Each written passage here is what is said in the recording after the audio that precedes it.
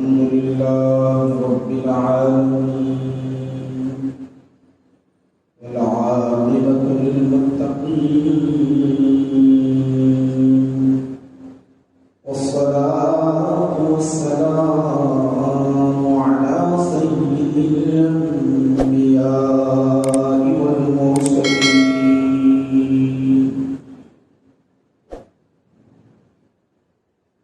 وعلى آله الطيبين وأصحابه الأكرمين وأوليائه الكاملين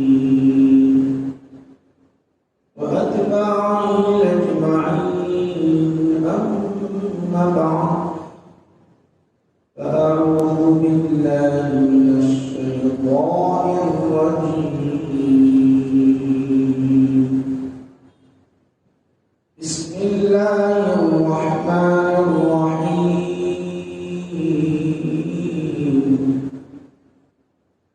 لقد من الله إذ بعث فيهم رسولا منهم يتلو عليهم آياته ويزكيهم ويعلمهم الكتاب والحكمة. صدق الله مولانا العظيم. وقال تعالى في شان حبيبه: إن الله وملائكته يصلون على النبي يا أيها الذين آمنوا صلوا عليه وسلموا تسليما. اللهم صل على سيدنا محمد وعلى آله وصحبه أفضل صلواتك وعدد معلوماتك وبارك وسلم. بزرگان ملت، عزیزان گرامی قدر، معزز سامعین، پیارے نوجوانوں، آج ربیع الاول کی 1 تاریخ ماہ ربیع النور شروع ہو چکا ہے. الحمدللہ، سبحان اللہ، یہ پیارا مہینہ، عظمت و رفعت والا مہینہ، برکت سے بھرا مہینہ، اس میں ہم داخل ہو چکے ہیں. اس مہینے میں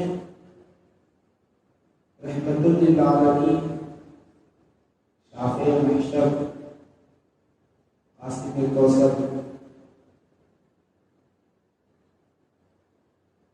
تشریف لائے.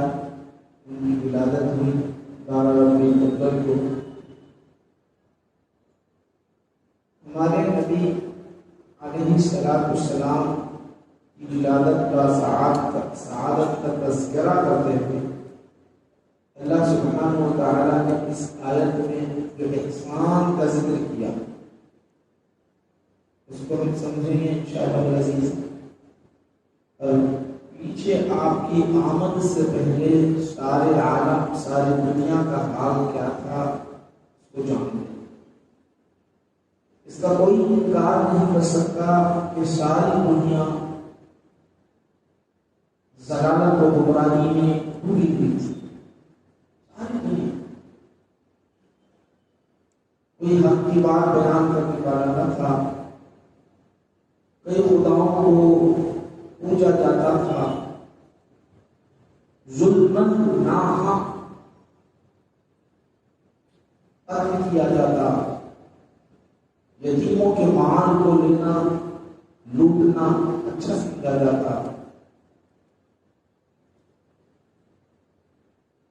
چھوٹی چھوٹی معمولی چیزوں پر ایک دوسرے سے لڑتے، جھگڑتے، قتل کے درپے ہوتے. ہر جگہ، ہر طرف تاریخ ہی تاریخ. کوئی آگ کو خدا کہہ رہا تھا، کوئی ہواؤں کو خدا کہنے والا، کوئی پتھروں کو پوجنے والا، کوئی ہواؤں کو پوجنے والا، کوئی سمندروں کی عبادت کرنے والا، کوئی انسانوں کی عبادت کرنے والا، کوئی سانپ کی پوجا کرنے والا. یہ ماحول، یہ حالات تھے. ایسے ماحول میں اللہ سبحانہ و تعالیٰ نے ہمارے نبی آخر الزمان محمد ربی صلی اللہ علیہ وسلم کو اس دنیا فانی میں بھیجا تاکہ یہ تاریکی میں جو پھیلے ہوئے ڈوبے ہوئے ہیں، گمراہی میں جو ڈوبے ہوئے ہیں، ان کو اس دلدل سے، گناہوں کے دلدل سے نکال کر ہدایت کے راستے پر لے جانے کے لیے اللہ سبحانہ و تعالیٰ نے اس ماہ میں ہمارے آخر الزمان نبی علیہ السلام کو بھیجا. وہ دور کو یاد رکھو، کہیں نہ اذان ہوتی نہ نماز کا اہتمام ہوتا. 1400 سال پہلے پیچھے چلے جاؤ، اس منظر کو اپنی نگاہوں کے سامنے لے آؤ، یہاں تک کہ رسول اعظم صلی اللہ علیہ وسلم کی بارگاہ میں صحابی حاضر ہو کر عرض کرتے ہیں، یا رسول اللہ صلی اللہ علیہ وسلم، ہم اسلام تو لے آئے، مسلمان تو بن گئے، دین کو اختیار تو کر لیا، نمازیں بھی پڑھ رہے ہیں، روزے بھی رکھ رہے ہیں، حج و صدقات و خیرات کا بھی اہتمام کر رہے ہیں. جب ہم پچھلی زندگی پر غور کرتے ہیں اور ہمارے اپنے خود کے کارناموں پر غور کرتے ہیں، تو ہمارے عملوں پر غور کرتے ہیں، تو ہمارے جسم کے رونگٹے کھڑے ہو جاتے ہیں. ایا اللہ ہمیں معاف کرے گا، معاف کرے گا، سوچتے رہتے ہیں. ہم نے اپنی جو زندگی بسر کی، ہم نے اپنی جو زندگی گزاری، اس زندگی کے اندر ہم نے جو درندگی جو کی ہے، غلطیاں جو کیے ہیں، پاپ جو کیے ہیں، گناہ جو کیے ہیں، وہ جب ہمیں یاد آتے ہیں، جب ہمیں یاد آتے ہیں، جسم پر رونگٹے کھڑے ہو جاتے ہیں. یا رسول اللہ، رب تبارک و تعالیٰ محشر میں معاف کرے گا نہیں معاف کرے گا، ہمیں گناہوں سے پاک کرے گا نہیں کرے گا. یہ خوف ہمیں کھایا جا رہا ہے، یہ ڈر ہمارے لیے ایک اہم مسئلہ بن چکا ہے. یا رسول اللہ صلی اللہ علیہ وسلم، حضرت وزیر رضی اللہ عنہ کہتے ہیں،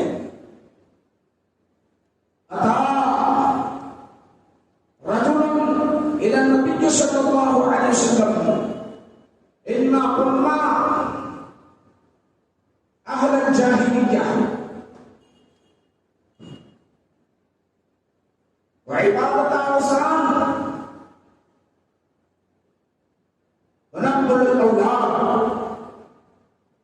عرض کرتے ہیں، یا رسول اللہ صلی اللہ علیہ وسلم، ایمان تو لالیے مگر کچھ باتیں آپ کے سامنے ظاہر کرنا مناسب سمجھتے ہیں. پچھلے گناہ معاف کیے نہیں ہوئی. یا رسول اللہ، خوف ہونے لگتا ہے، ڈر ہونے لگتا ہے، اس کی عادت ستانے لگتی ہے. آقا نے فرمایا، کیا بولنا چاہتے ہو ذرا بولے. سے عرض کرنے لگے، ہمارا جو ماحول تھا یا رسول اللہ، جس گھر میں بچی پیدا ہوتی، اس گھر کو، ان لوگوں کو منحوس سمجھا جاتا، وہ بچی کو منحوس سمجھا جاتا. عزت کی وجہ سے لوگ بچیوں کو زندہ دفنا دیا کرتے تھے. معاشرے میں زندگی گزارنے کے لیے بچی جب پیدا ہوتی تو اس کا گلا دبا دیا جاتا، اسے ختم کر دیا جاتا.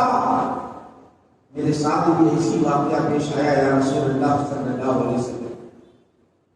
عرض کرتے ہیں، یا رسول اللہ، میری ایک ننھی سی بچی تھی، بڑی پیاری تھی، بڑی حسین و خوبصورت تھی، ہمیشہ مسکرایا کرتی تھی، ہمیشہ مسکرایا کرتی. جب میں بلاؤں میرے پاس دوڑی دوڑی آتی، ہمیں اس کا دوڑنا بڑا اچھا معلوم ہوتا، ہمیں ان کا مسکرانا بڑا اچھا لگتا. مگر معاشرے کے حالات ایسے تھے. بڑی پیاری تھی یا رسول اللہ، معاشرے کی وجہ سے یہ ہوا کہ ایک دن میں اس بچی کو بلایا. بچی نادان، اسے تو کچھ ہوش ہی نہیں. میں بلایا، میرے پیچھے پیچھے چلی آئی، دوڑتے آتی گئی، بھاگتے آتی گئی، میں ہاتھ پکڑ لیا، پکڑ کر لے جا رہا ہوں۔ بیٹی کہتی بابا جان کہاں لے جا رہے ہو، ابا جان کہاں لے جا رہے ہو؟ میں نے کہا بیٹا یہی نزدیک جانا ہے، نزدیک جانا ہے۔ ہاتھ پکڑ کر میں لے جاتا گیا۔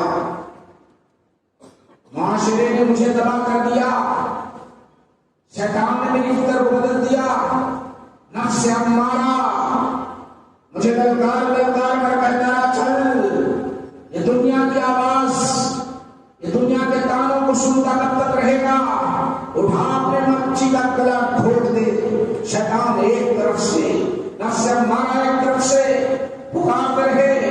میں اپنے بچے کو پکڑ لیا، پکڑنے کے بعد سامنے کنواں تھا، یا رسول اللہ صلی اللہ علیہ وسلم، وہ مسکراتی ہوئی بچی میرے ہاتھ میں آئی، گودی میں آئی، میں پکڑ لیا۔ پکڑنے کے بعد یا رسول اللہ میں نے اس کنویں کے اندر ڈال دیا۔ جس وقت ڈال رہا تھا اس کی زبان پر یہ تھا، یا ابتا، یا ابتا، اے ابا جان کی آواز تھی۔ اللہ کے رسول صلی اللہ علیہ وسلم کی بارگاہ میں عرض کرتے ہیں میں نے یہ آخری آواز سنی ہے، میں نے یا ابتا کی آخری آواز سنی۔ وہ چیختی رہی، میرے نگاہوں کے سامنے چلچلانے رہی، اور میں نے اسی طرح ڈال دیا۔ اسی وقت اللہ کے رسول صلی اللہ علیہ وسلم کی آنکھوں سے آنسو بہنے لگے۔ صحابہ نے جو منظر دیکھا، نبی پاک علیہ السلام کی آنکھوں سے جو آنسو بہتے گئے، صحابہ نے دیکھا آپ کی ریش مبارک تر ہو گئی، داڑھی مبارک تر ہو گئی۔ صحابہ یہ سما دیکھ کر رونے لگ گئے۔ کیا دور تھا، کیسا دور تھا کہ اپنی بچیوں کو لے جا کر زندہ دفنا دیا جاتا تھا، گھروں میں ڈال دیا جاتا تھا، حرم کو دبا دیا جاتا تھا۔ اس وقت اللہ کے رسول صلی اللہ علیہ وسلم نے ارشاد فرمایا گھبرانے کی بات نہیں ہے، اللہ سبحانہ و تعالیٰ نے تمہارے اسلام لانے کی وجہ سے سب پچھلے گناہ معاف کر دیا۔ وہ رب کریم ہے، وہ رحمان و رحیم ہے، وہ اللہ سبحانہ و تعالیٰ کرم فرمانے والا، وہ معاف کر دیا۔ اب استقامت، ایمان پر مستقل رہنا، کوئی ایسی غلطی نہ کرنا۔ اس کے بعد اللہ کے رسول صلی اللہ علیہ وسلم نے ارشاد فرمایا کبیرہ گناہ شرک کے بعد اگر کوئی بڑا گناہ ہے تو آقا نے فرمایا دیکھو سب سے بڑا گناہ یہ ہے کہ بچوں کو، چھوٹے بچوں کو زندہ درگور کرنا یا کسی کو قتل کرنا سب سے بڑا گناہ ہے، سب سے بڑا۔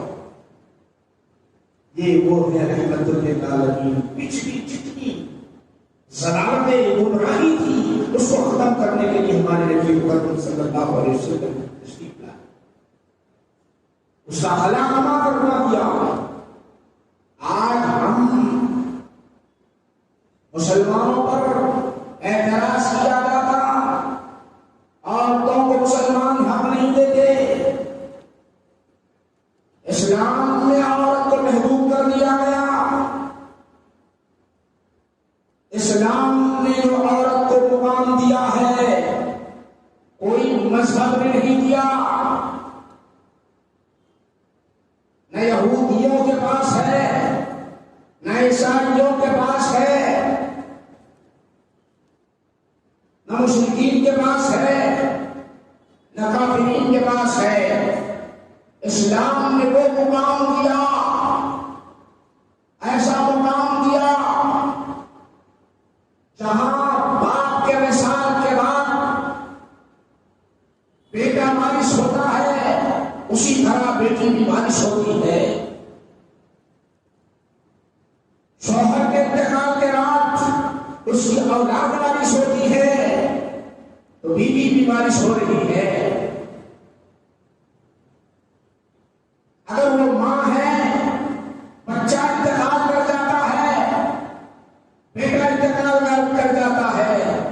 میراث میں مال ملتا ہے،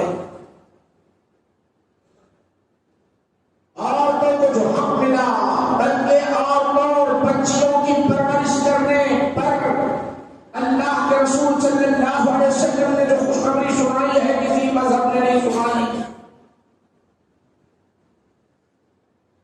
میرے آقا نبی پاک علیہ السلام نے ارشاد فرمایا جو کوئی بچیوں کی پرورش کرتا رہا،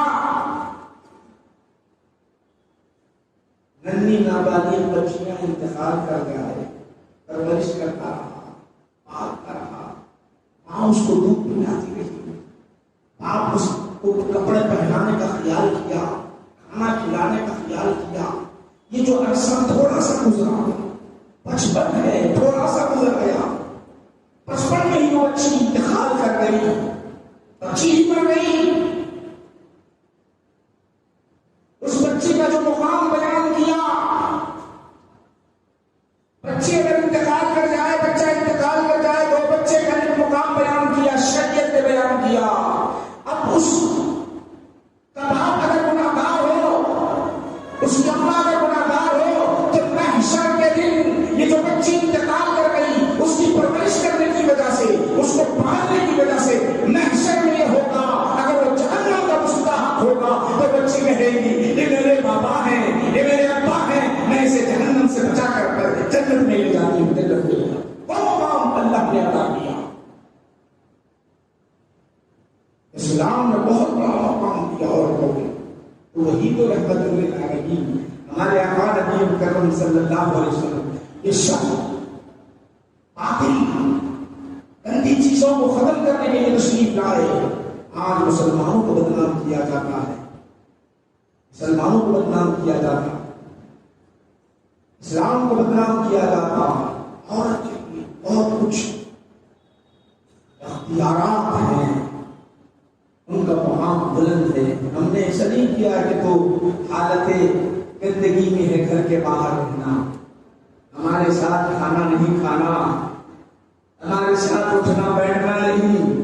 آج وہی حال ہے، جہاں عورتوں کے ایگزام آتے ہیں تو اپنے ساتھ کھانے کے لیے نہیں بتاتے، نہ گھر میں رکھتے ہیں، نہ کچھ کام کراتے ہیں۔ یاد رکھو گندی حالت میں ہے، ہر روز اجازت ہے،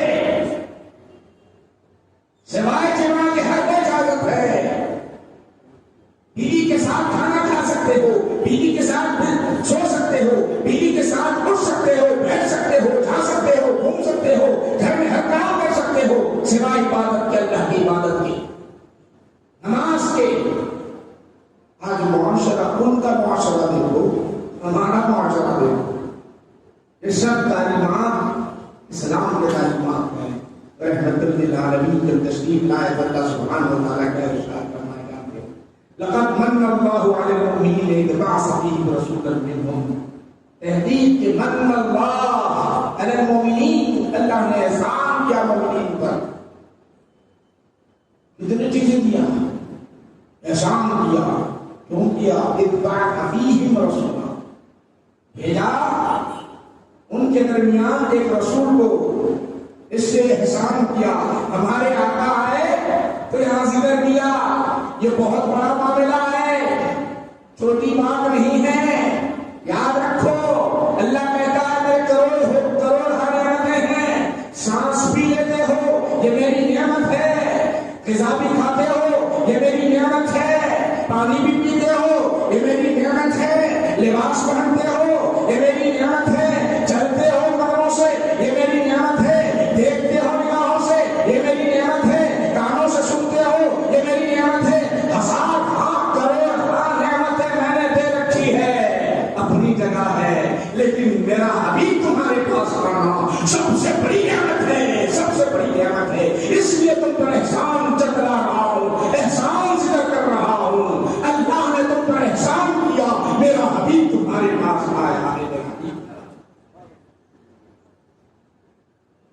اسی لیے کہا فَبِذَلِكَ فَلْيَفْرَحُوا هُوَ خَيْرٌ مِّمَّا يَجْمَعُونَ۔ جب میری نعمتیں تمہیں مل جائے، میری رحمتیں تمہیں مل جائے، میرا فضل تمہیں مل جائے، میری رحمت تمہیں مل جائے تو خوشی کا اظہار کرو، خوشی کا اظہار کرو۔ ماشاءاللہ میلاد کا مہینہ آ گیا، میلاد کے مہینے میں ہم داخل ہو گئے۔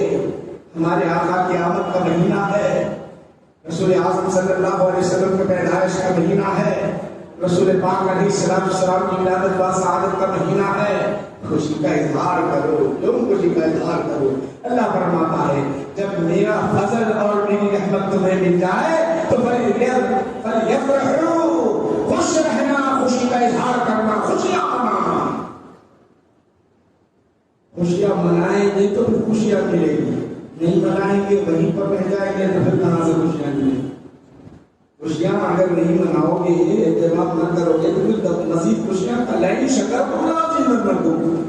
جب میری نعمت تمہیں ملتی ہے اس کا شکر بجا لاتے ہو تو پھر ڈبل دوں گا، پھر 10 گنا بڑھا کر دے دوں گا۔ دیا ہو اس کا شکر نہیں بجا لاتے، دیا ہو اس کا شکر نہیں بجا لاتے تو پھر اب روک لوں گا، اب روک لوں گا۔ منا اور سلا اتارتا رہا اللہ سبحانہ و تعالیٰ نے موسیٰ علیہ السلام کی قوم پر، بنی اسرائیل پر جنت سے غذا اتارتا رہا، اس کی انہوں نے قدر نہیں کی، اس پر ڈھانک ڈھانک کر چھپا چھپا کر رکھتے رہے۔ تو اللہ نے کہا میں نے جو نعمت دی تھی اس کی تم نے قدر نہیں کی، میں نے کہا تھا لٹاتے رہنا، کھاتے رہنا، مزے اڑاتے رہنا، لیکن تمہارا اس پر عقیدہ نہ رہا، بلکہ تم نے کیا کیا؟ چھپا چھپا کر رکھا، ذخیرہ کر کے رکھا۔ اب تو منا وسلویٰ روک دیتا ہوں۔ تو موسیٰ علیہ السلام کے قوم سے اللہ سبحانہ و تعالیٰ منا وسلویٰ کو ختم کر دیا۔ اسی طرح میرے آقا کی آمد ہے، حضور کی ولادت کا مہینہ ہے۔ اب ہم اگر خوشیاں مناتے رہیں گے، اظہار مسرت کرتے رہیں گے، خوشی کا اظہار کرتے رہیں گے تو اللہ فرماتا ہے اور بڑھ کر دیتا رہوں گا، تجھے نمازی بھی بناؤں گا، تجھے عابد بھی بناؤں گا، تجھے ولی بھی بناؤں گا، دنیا کی نعمت بھی دوں گا اور آخرت کی نعمت بھی سرفراز کرتا رہوں گا۔ جب تو خوشی کا اظہار کرتا رہے گا تو من کے اندر میرے حبیب کی محبت بیٹھ جائے گی، دل کے اندر میرے حبیب کی عظمت بیٹھ جائے گی، دل کے اندر میرے حبیب کی عظمت محبت بیٹھ جائے گی۔ تو یہی ایمان ہے، میری محبت، میری عظمت، میرے حبیب کی محبت، میرے حبیب کی عظمت، یہی تو ایمان ہے۔ جب ایمان کامل ہوا تو مقام بلند کر دوں گا، مقام بلند۔ ہم جو اہل سنت والجماعت جو اہتمام کرتے نا بھائی، اس سے ہوتا کیا؟ سن سن کر آقا کی باتیں سن سن کر دل میں محبت پیدا ہوتی ہے، آقا کی رب کی عظمت پیدا ہوتی ہے۔ اب عظمت پیدا ہوئی، حضرت بولتے کیا ہوا؟ جیسا تھا ویسے ہی انہوں خوشی کا اظہار کرے، کچھ بھی نہیں ملا رہے، تجھے کیا معلوم؟ اللہ کے بارگاہ میں بہت بڑا مقام ملا ہے، وہ اللہ کی بارگاہ میں ولی بن رہا ہے، اللہ کی بارگاہ میں مقرب بنتا جا رہا ہے۔ کیوں؟ اللہ کے حبیب کو چاہنے کی وجہ سے، اللہ کے حبیب کو چاہنے کی وجہ سے بہت بڑا مقام ہوتا ہے، بنتا جا رہا ہے۔ اللہ بولے خوشیاں منانے کی کیا ضرورت ہے؟ کیا ضرورت ہے؟ حدیث سنا کے بعد انشاءاللہ اتنا سنیں گے۔ صحابہ کرام رضی اللہ تعالیٰ عنہ جب ان کو خوشی دنیا بھی خوشی ملتی تو بھی اظہار کرتے ہیں خوشی، اخروی نعمت ملتی تو بھی اظہار کرتے ہیں۔ یہ خوشی کا اظہار کرتے رہے، صحابہ کا طریقہ رہا۔ ہمارے پاس پوچھ لیں کہاں خوشی کا اظہار کرنا، ادھر ہے خوشی کا، دکائے ہیں بندے ہیں، تو سب بولنے کی ضرورت نہیں۔ اللہ تعالیٰ بولا صحابہ کریں کیا، وہ فلاں کیے کیا، فلاں کیے کیا، اللہ جو بول رہا، اللہ جو بول رہا فَلْيَفْرَحُوا، خوشی کرو اس پر، فَبِذَلِكَ فَلْيَفْرَحُوا وَهُوَ خَيْرٌ مِّمَّا يَجْمَعُونَ۔ اللہ کا فضل اور نعمت مل جائے تو خوشی کا اظہار کرو۔ آپ اس سے پوچھو، کسی سے بھی پوچھو، کیا حضور کی آمد سے بڑھ کر کائنات میں ہمارے لیے نعمت ہو سکتی؟ کیا پوچھو؟ جب اس سے بڑھ کر نہیں ہو سکتی بولے گا تو اللہ تعالیٰ خود بول رہا ہے کہ جب نعمت ملی ہے تو خوشی کا اظہار کرو۔ ابھی اللہ بول رہا، تم کون ہوتے بولنے والے؟ ہمیں کون روکنے والے؟ تم روکنے والے کون ہوتے؟ اللہ خوشی منا کر رہا ہے، خوشی کا اظہار ختم ہو رہا، تم بولے جا کے اندر روتے بیٹھو، تمہاری بات ماننا یا اللہ کی بات ماننا روتے بیٹھو؟ نہیں میرے بھائی، سمجھو قرآن کو، حدیث شریفہ کو سمجھو، جب بڑا مزہ آئے گا۔